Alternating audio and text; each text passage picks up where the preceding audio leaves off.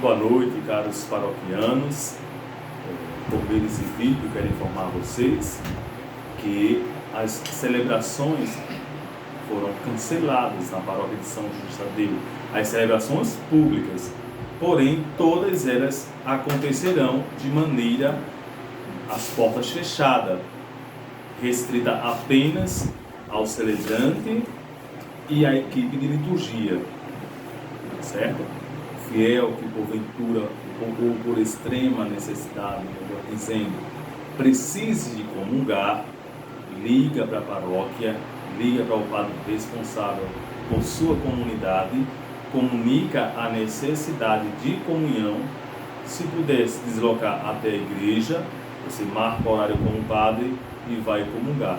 Caso contrário, o padre vai ajustar a melhor forma de ir até onde você esteja, levar a sua comunhão, certo? Então, fica aí este informe. Quero também avisar a todos que todos os meses vão chegar as contas na paróquia, na sua comunidade. Então, não deixe de levar o seu dízimo, não deixe de levar a sua oferta, para que a gente continue mantendo a obra de Deus, certo? Então, durante a quaresma, a via sacra, o dia de louvor e adoração, a missa do sábado, tudo isso foi cancelado, certo? A missa do domingo, ela vai acontecer às 10 da manhã. Esse domingo é a última missa que será aberta aos fiéis. Após isso, vocês terão que acompanhar pelas redes sociais e formarmos aí uma corrente, uma comunhão de intenção de oração, tá certo?